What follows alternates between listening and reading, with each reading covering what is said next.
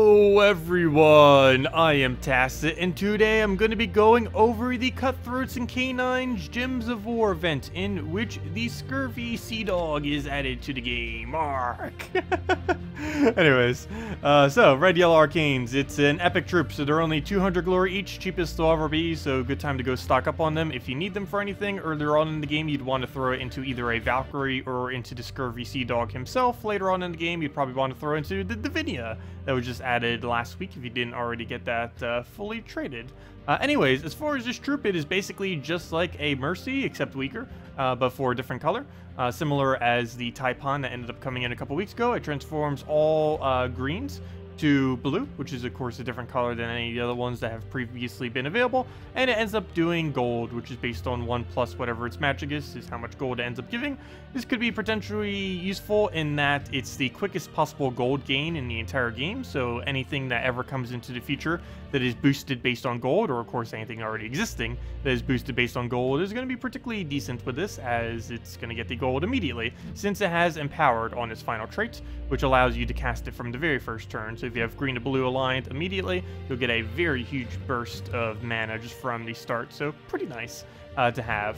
Of course, its benefit isn't as nearly as good as Mercy, but similar to Taipon, if its coloration is needed, it will still be used. It's actually the same coloration as a Valkyrie, which means you could technically use this as a Valkyrie alternative. Valkyrie will still be very useful in the fact, of course, that it gains souls, as well as having a lower mana cost, and just if you're running with some kind of quicker team that may need multiple casts, you would still go with a Valkyrie. But if you're only really needing like 1 or 2 casts, you'd probably go with the Scurvy Seadog instead. And of course, if you need gold dependency for whatever reason, you would also go with the Scurvy Seadog instead. Anyways, that's a new troop, pretty decent. Will still get used quite a bit, though, given that it's kind of just like a Valkyrie alternative, maybe not as much. As far as the event objectives this week, we have ourselves a 10% to all Blackhawk, as well as 10% to all rogues, which basically means the entirety of Blackhawk, for the most part, has like 20%, since a good majority of the kingdom are indeed rogues. We also end up getting 400 additional gold if you end up using the Seadog in PvP or Explore, though either or will end up being quite a bit of extra gold accumulation throughout the week, both of which would be highly advised to do. And as far as the event objective, all we have to do is specifically kill any of the blue troops within Explore. So this is relatively easy to do if you are looking to end up completing this. The absolute best kingdom to do this in would be Glacial Peaks, though some other alternatives could also be things like Stormheim and Blackhawk itself and Merlantis. But basically any troop that has a lot of blue. But Glacial Peaks, all we'd have to do is go to Explore and pretty much just bring ourselves any of the standard quicker Explore teams. So as you can see right here, Sunbird, Dawnbringer, Firebomb, Ogren. Of course, we could go put the extra troop into our team as well, to go and just simply go for the instant convert and then try going for the extra 400 gold, but this more often than not will be slightly quicker, and we'll just kill it out like that. And of course, you don't need Dawnbringer. You can use literally any hero weapon there. It's mainly Sunbird doing the work. But there we go. That's pretty much all we have to do for that, though there is one other team that we can actually use too. It is a gold-oriented Explorer team. Might as well go show it. So pretty much same premise as this, except we gain 400 extra gold from using the Scurvy Seadog, and we are also gaining extra gold from the fact that this will instantly convert, giving us some gold, which will then get a 100% boost based off the Cedric Sparkle Sack. You can replace this Ogren with Firebomb as well if you do not have it, and of course you do not necessarily need Cedric Sparkle Sack. You can simply go with a second Firebomb if you wanted to, or a second Ogren if you're going down that route. But basically all we have to do here is just go into the battle, get the convert, ideally have it on the very first turn, and then we just get a bunch of gold every single time we do so. So you could go down the gold route if you so choose to. So right here we do not actually have the starting board we need, which is quite unfortunate. That will happen from time to time, of course. Can't really help that. I guess we just go for it regardless, so we're just gonna do it. Get that down. It's not gonna be full mana. We'll just go and get it all the way up and then just get a Dawnbringer. That should hopefully be enough to kill everything else, and it is indeed. And that will just end up giving us a lot of gold, as you can see. So, not too bad. I personally will probably be sticking to PvP just because of ingots and everything, but it could still be a decent way of accumulating all your gold. And of course, at least for the event objective itself, you'd still probably want to do that. It does have a lot of event keys in it this week, which may be useful into future weeks. Speaking about event keys, might as well go over them right now. Of course, as far as event keys this week, I would say probably hold off as far as the troops that are within the drop table. It is, of course, all the ultra rares and higher within Blackhawk. The problem with this is there's not too many good things. The main troops that are relatively noteworthy that are ultra rare and above in this kingdom are Bonnie Rose, Captain Skullbeard, and the Kraken itself. So Bonnie Rose is generally just a early game one-shotter, nothing too special, but could be useful just for picking off troops. Captain Skullbeard is basically the explosion that you put if you're using a skull spam team. Reason for this is he creates some skulls and he does a bunch of explosions, but those skulls could stay around and possibly go into something if you have a Skull Storm active or Doomstorm or anything like that. It's also pretty commonly used with a Gorgolfa in first slot if you're going to be going with any kind of skull spam with it. But yeah, basically, if you're using anything that's running oriented towards skulls, you would use this as your exploder mana generator to assist your team. You also use it occasionally on some Guild War days as well. And other than that, there is Kraken, which is the hardest to obtain thing that is available right now. And there's two legends in this kingdom, though Kraken is definitely the better one of the two. It has a lot of extra benefit off of every single extra turn it has. It has stun immunity, so it can never lose that extra turn benefit. And it also just has a really good ability overall. Hits the last two enemies, which is pretty decent. Creates some blues, so you could possibly get an extra turn. Plus, it's good mana generation. And it has a 35% chance to devour, in which case it will gain all of the enemy stats of what it kills. And you'll just have a gigantic amount of attack, armor, and HP if it was to land that. So overall, pretty nice troop to have, though I personally wouldn't really overkill it on the keys this week. They're decent to have, but they're not really anything too over the top, and you can easily build teams without having any of them. So as far as the next thing, let's go under the Soulforge. Soulforge has pretty much nothing that is too relevant this week as far as like legends and mythics. I'd pretty much just stay away from all of them. But there is one slightly noteworthy thing. Of course, these things aren't really the greatest of value to be going on, these summoning stones, but any of you that have been looking for an Azurus, they can be slightly hard to find, but if you've been meaning to get some to pick up for your soul farming team, Azurus is basically the best thing you could put onto a soul farming team that is not a Fairish Ra. And obviously there's a big discrepancy between how relatively mid-range a Azurus is compared to how extremely expensive a Fairish Ra is. So some people do opt, of course, to go for Azuruses for quite some time. So it could be a nice alternative if you're still running something like Warlocks.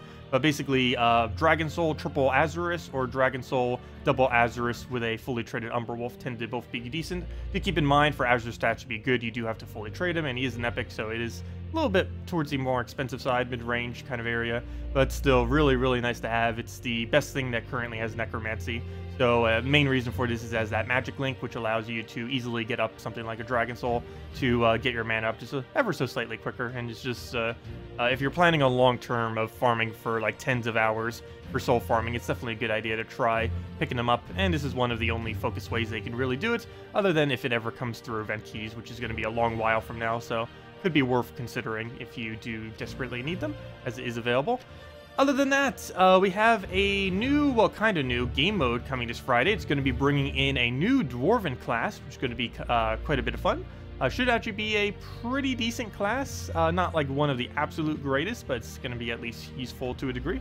That'll be this Friday. Unlike the other previous event that only lasted for one day, this will be lasting for an entire weekend, from the Friday reset all the way until the Monday reset, of course.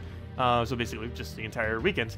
Other than that, you can't see it right now because I actually still have a pet active, but there is a eagle coming in on July 4th, for 4th of July here in America. So it's completely cosmetic. It does absolutely nothing other than look like a gigantic eagle head, pretty much. But yeah, it's the first cosmetic pet ever coming into the game, which basically means it does nothing other than just the visual of it. I think the main reason they're doing this is just to not overwhelm the need to always do every single pet, to basically add pets that you don't necessarily need to go for immediately, and that's basically what all it's going to be. It's still going to be worth it because of pet mastery, but other than that, the pet itself does literally nothing other than just give you those a few extra gems and the possibility of eventually getting a orb off of them. So that's all that. Let's go into raids. Of course, we have raids this week. For as far as the guild event, we are restricted only to using Blackhawk troops and, of course, your hero. As far as hero class is concerned, I would highly advise using Titan.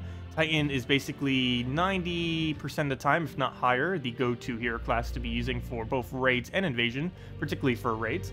Main reason for this is because of his perks in particular, other than the fact that his class already starts with half mana, as well as giving any giants that happen to be within the team half mana. The other benefit that it ends up having is it is a lot of decent perks. So initially its perks are pretty bad as far as what it gets. You do have to get it to a pretty decent amount of level, at least 40, before it starts getting the better ones. As far as initially, you put it, you have a couple different ones here. All 3 of these are actually decent. 4 attack, inflict stun when it gets damaged, or 8 armor. 8 armor is generally what I go for, just so it doesn't die as quickly. Here we can just gain 2 attack, which isn't really too useful, but the other 2 are useless. Here we can just gain 3 armor to all brown allies, which is pretty useless, but at least it gives us 11 armor total right there. If we're using Mang, which if it's Rage, you most likely are using Mang. Here, this whole tier is completely useless for this game mode, but of course you generally just put it into +1 glory per PvP battle, but this has no effect here, unfortunately. But then its traits start getting amazing. Here we end up getting a barrier every single time we take brown. So as long as we constantly keep taking brown, we will, other than to the raid boss ability, we will never actually die. And in the case of invasions in particular, you're basically immune as long as you constantly have availability to brown gem. So that's pretty nice. Next best thing that comes into it is the Enrage. Every single time it takes an extra turn, you will end up getting Enraged on your hero. Enrage will make your next skull hit do 1.5 times damage, as well as it hits through any traits that the enemy has. This is particularly useful in the invasion, since there are some towers that have a 75% skull reduction, of which you'd be able to hit through with this trait. Other than that, you'd also be able to hit through things like those really annoying 25% skull reflex, that sometimes come up in raids, as well as any of the other things like 25% armor or 20% dodge, or any of those other slight traits that could possibly get in your way when you're trying to use a skull. Other than that, if you happen to ever get it to the point where it's fully maxed out, it also gains immunity to stun, poison, disease, death mark, and devour. Most of those being pretty useful in raids, and the stun immunity in particular being useful in invasions, mainly because if your hero gets stunned by one of those towers, which does have stun, it disables all 10 of your traits on your hero class, so do be wary of that. So until you actually get this trait, and it's one of, I believe, one of only 2 or 3 classes, or 3 starting this Friday, that will actually have immune to stun. So very, very, very nice pickup. Unfortunately, it's the very last one that you ever get, but definitely worth working towards it, as it's a pretty nice immunity, as well as the most immunities you could ever have on a hero class. So definitely worth considering if you haven't already leveled it some. But as far as the team itself, of course, we're running with Mang, as you would every single raid day pretty much, followed by the raid troop itself, which is Kandarla Blood Jewel. As far as her, she deals damage to an enemy like they normally would, 3 times to 5 times based on Ascension, and it gains all of its mana back if it gets a kill. And other than that, the only other noteworthy thing that's slightly different on this is it has a lot of immunes. It has immune to Mana Drain, Silence, Fairy Fire, and Entangle, although given what we're up against this week, I think that it's completely irrelevant, because I don't think a single one of them have any of those status effects. And of course, we're running with the Scurvy for the instant blue convert, we're running with the Captive Skullbeard to go and explode, and yeah, that's pretty much our whole team. So essentially, if we have alignment immediately, we throw down Scurvy. We try doing that into this. We try getting the Mang up. We try taking Browns if we can, trying to get that Mang up, since it will give us Barrier, which of course will help keep us alive. And yeah, then we pretty much just win. So we have all of the, well, we have pretty much everything we need. We even got the Barrier already because we hit a red summers and all that mess that we just did. Kind of tempted to move this down. Don't think it would really be worth it. Oh, actually, I guess I will, just to show it. As you can see right here, one of the reasons why this 70 perk that is to go good, the one that put Enrage on us. So basically, well, for one, our 40 perk put the Barrier on us. The 70 perk put the Enrage on us. But the 70 perk in particular, this is Enrage, that little red thing right there. That gives us 1.5 times skull damage, as well as the fact it hits through barrier, hits through traits. Right here you can see he has a 25% skull reduction. So normally we would not have had enough damage to go and kill it. But now as you can see, we just kill it out because it hits through the trait, plus we get the 1.5 times extra. But yeah, that's pretty much that. Actually, I don't even think I need Mang, do I? He has exactly 90 right now, so you know what? We're not even going to bother. You know, I actually will, because we still need the damage to kill out the rest of them. But as you'll see right here, its mana will go right back to full. Assuming it gets a kill, it will go immediately back to full mana every single time, which is kind of cool. Of course, it's only going to be relevant for the hero, or for the boss kill in particular, as most of the other ones will not die in one hit. Very, very rarely would that happen. But at least for right after boss, you'll pretty much immediately have mana, and then if you just need a quick pick off like that, boom, you get it right back to full mana, and it will make sure you don't block your Exploder as much in the case of this context of this team. As you see right there, we just kill it out. Mang will pretty much one-shot everything after you get that first Mang on the boss, and that's pretty much what you do for every single one of the battles. Though there is something noteworthy to mention about the rewards. You may have noticed that my thing was actually legendary, and that is because they added legendary ingots to the tiers. As far as how much it costs to get all of them, you would end up getting 21, but it would cost you 850 gems. Is this worth it? If you have a few thousand gems, or several thousand, and you're later in the game, I would say yes, it actually is. This is an insanely high amount of ingots compared to any other way that they've been accessible as of currently. And at this current moment in time, it's, I would say, pretty worth it. Though, of course, if you're a newer player, definitely do not do that. It would be a complete waste. I would only do it, I would say, if you have, like, over 5,000 gems. You keep in mind there are several things on Friday as well that are going to be coming out that may require you to use gems as well. This mainly being the new Mythic that's coming out this Friday, as well as the new Hero class that I mentioned earlier, which, of course, if you want to play more battles into that game mode, it will require gems. So, yeah, if you have a really big reserve of gems, I would say it is definitely worth it. Otherwise, no, just probably go to what you would normally do, which is probably just like the tier 3. You still end up getting some for going to tier 3, which is of course going to tier 5. Gives you a pretty substantial higher amount. And do keep in mind, you do get other drops from it too. It's not like you're just getting that. You're getting the trait stones of Fully Trader, and you're also getting some drops things. We actually ended up getting 2 Krakens when I ended up getting the tier 5 one earlier. So yeah, that was actually pretty nice. Their drop tables, I believe, very similar to that of what a 10,000 guild chest is. I don't know if it's slightly better than that, but I know a 10,000 guild chest goes everything from common all the way to mythic, which is basically exactly what this does, assuming the kingdom has a mythic. Do keep in mind, Blackhawk does not currently have a mythic, so there is 0% chance to get it. The best things you could possibly get is a Skyla or a Kraken, as you saw there. With Kraken definitely being the better of the two. But yeah, if you've been wanting legendary ingots, definitely the time to go and get them.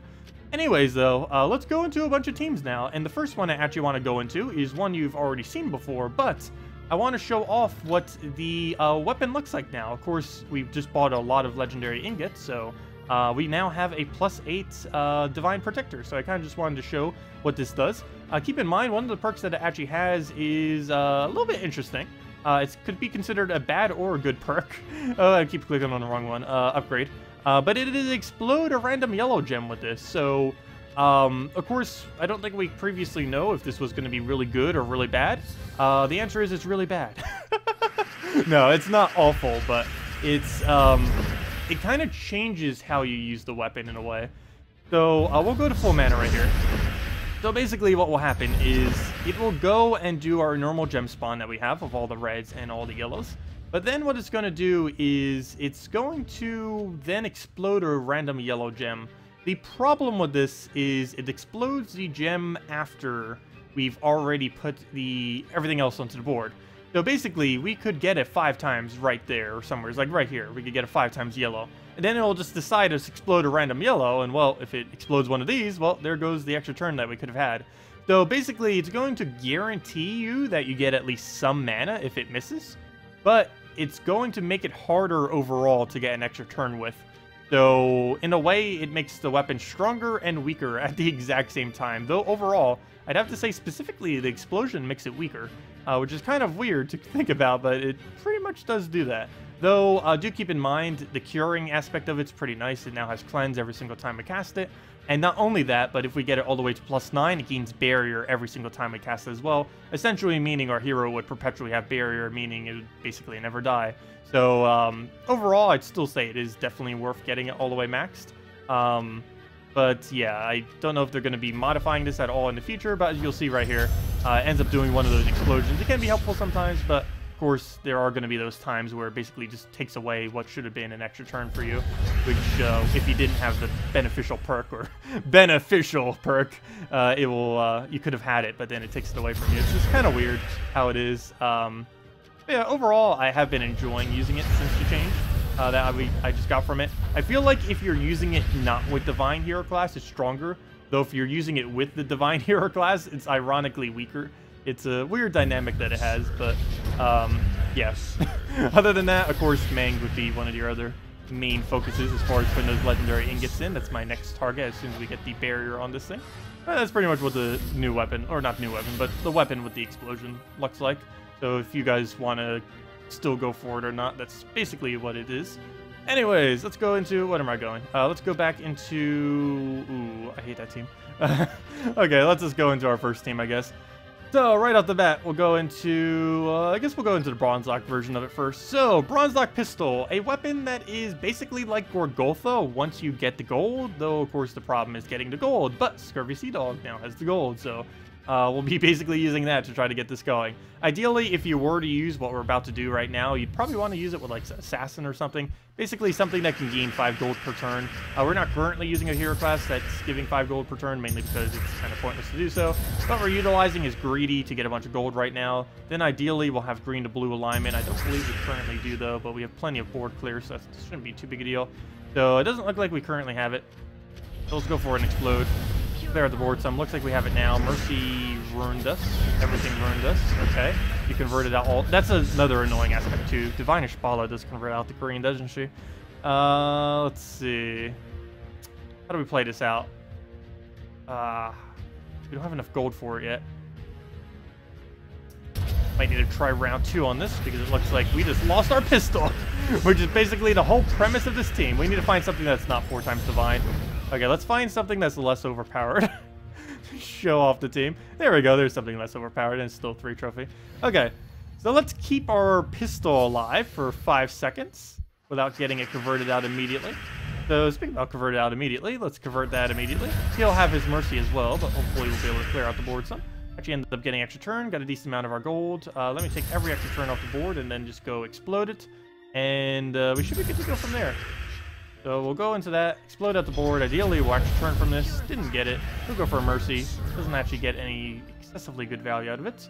We'll take our last little bit of extra turns. And if we have this again, I definitely want to go for it, which we currently do not. I guess I could try setting it up. Before I do, though, let me go grab, I guess, 1 more extra turn. Or 2 more extra turns, it looks like. So our pistol should be about good to go. A boost ratio is based on all the gold that we have in order to basically do more destroys to the board. So what we're going to go do now is just kind of keep spamming it. So throw that down. Get a lot of the board cleared. As you see, we just extra turn spam like crazy. Every single time, it's just going to be easier and easier to keep doing it. We have a lot of ways to kind of keep manipulating away the board however we want. So right here, I'm actually going to do something a little bit weird and get rid of blue, which is one of the colors we need. But it's mainly because we're going to have enough to clear off of this to just keep it going. So we're going to go do that. Get a nice hit on him. Basically clear out the entire board. What's nice about this is if they ever nerf Explode, Bronze Lock Pistol will just become the meta. Because you can very easily get it to destroy most of the board. I believe it even has a perk later on that destroys even more of the gems, if that wasn't already enough. And if you use a gold boosting troop that has like Merchant or of course Cedric Sparkle Sack, you get even more of these destroys, and it just works out very nice. But we'll just go for a little bit more destroy here. I don't think we have any guarantee extra turn. Not going to bother to try seeking it out. We'll just go for that and just throw 1 more pistol at it, and that will basically be matched. Not the greatest of things to be using, but there are some contexts where you can kind of get it working, where it's basically just an alternative to Gorgoltha. Especially if you didn't have it, it's basically just like owning one, and you can use any hero class with it. And of course, now that hero class is important to use in every team now, you can start using that to maybe try getting some EXP towards your heroes, of course. And you can use pretty much any hero with it, particularly the ones that gain 5 gold per turn are the probably better ones to utilize with it. But anyways, I figured we show one last team, and that is a standard Justice team. But instead of using a Valkyrie, it uses the Scurvy Seadog, which will basically allow us to first turn, ideally, a bunch of blues, get it right into Justice, keep spamming that into greens or whatever other color we want to do it into, and try to make sure we keep control of the board. So once again, we haven't really been able to get any really good starts with him during this, but that can happen. It's like a Mercy and everything else. Sometimes you get really good starts, sometimes you don't. But it looks like we got at least a decent one starting on the following turn, so that's nice. Get a pretty substantial amount of mana there. We'll probably just go and get this thing all the way to full. Actually, you know what? Before I do, I'm just going to take Scope Up on him. He's almost dead. Let's go for that. Looks like we'll go into... Ooh, that blue's just trapped, so I don't want to go for that. I guess we'll just go for this top red. He does not give me a blue option. I really want a blue right now. I guess we could take brown and just cast... Oh, no, I can't even take that because then it'll go into everything else. Okay, we'll take it that way. Doesn't even surge for us. Take a blue. He's going to start going crazy here. Don't. Okay. So we have a couple options. We can go for Doom Skulls here and hope it lands.